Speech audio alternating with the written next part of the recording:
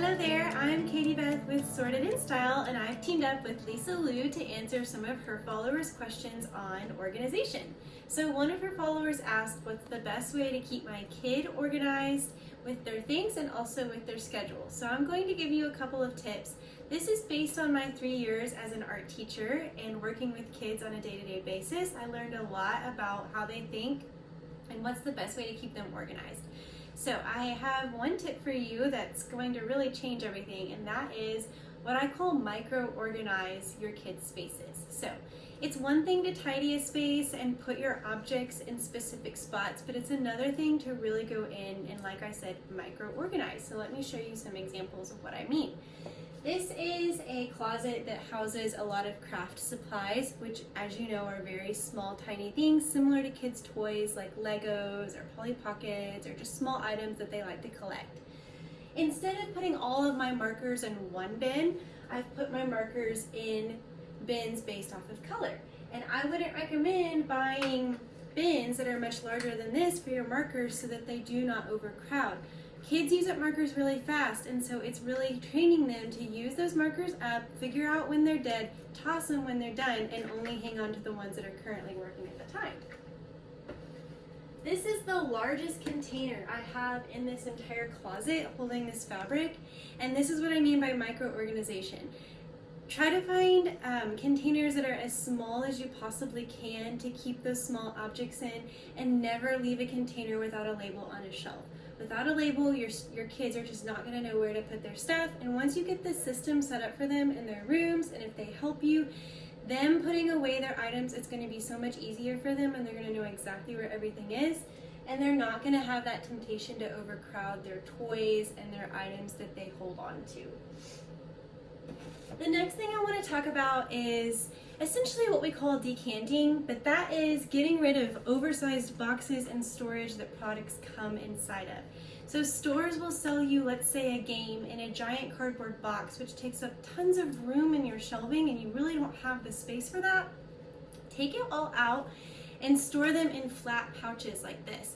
This is a zipper pouch, easy for kids to use, very durable, and you can attach a label right here on the top. I keep them in 2 sizes. This is small for smaller games, and this one is big for a larger game like Pictionary. And a lot of times the board themselves of the board games will fit in here, but if they don't, they're flat. Just slide them down in the bottom of your shelf or your drawer and keep all the pieces in these pouches and toss those giant boxes. The next thing I would really recommend is having a visual for your kids on what the space is supposed to look like and what your expectations of them keeping it clean are. So take a photo of the space after it's been cleaned and highly organized and print it out for your kids. I like to put bulletin boards like this in my spaces for my kids to look at and reference. That way they know, okay, this is what the space should look like after I've cleaned it, because a lot of times kids don't know what clean means, and when they have that photo visual, they'll know exactly what your expectations are, and they won't have to keep asking you on what you want them to do to clean their room. And then lastly, when kids have extra time on their hands, they tend to get bored. And I know that it can be really difficult to not have activities already in place for your children. So when they're at home and you want them to go work on something like a toy that you know they would like to work with, or a game that you know they would really enjoy, make sure it's very easily visible for them so that you can just say, you know where your games are, or you know where your coloring books are. And if they're labeled and they're in the right spot, then they just go find their activities and then they put them back when they're done and they can move on to the next activity. But if they can't see what they have to play with, then sometimes they forget about it. And sometimes it's great to hide things from them for a while and then reintroduce it later, and then it feels like a whole new toy or a whole new activity for them because they forgot they even had it. And then lastly, teach your kids to be independent of their own schedules and their own spaces. The more independent your kids are, the easier your life becomes, and the more time you guys can spend doing those activities that you've signed up for. So anytime they get an email, or they don't get emails, but if you get an email with a date from their teacher or their instructor on something, have a file in your email for dates referencing your kids' activities.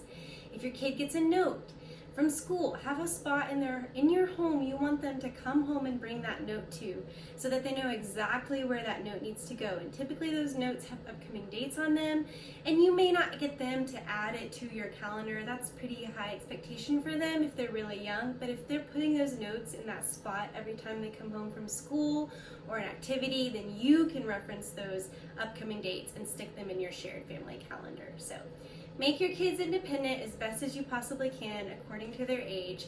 Micro-organize anything that you possibly can within their homes and their rooms. Get rid of packaging and size down into pouches that are flat and easy to store. Don't forget labels. And then finally, take pictures of your spaces so that your kids have a visual reference of what you want it to look like when it's clean and organized. And I promise you, your kids are going to really excel and thrive with these systems that you set up in place for them. Thank you.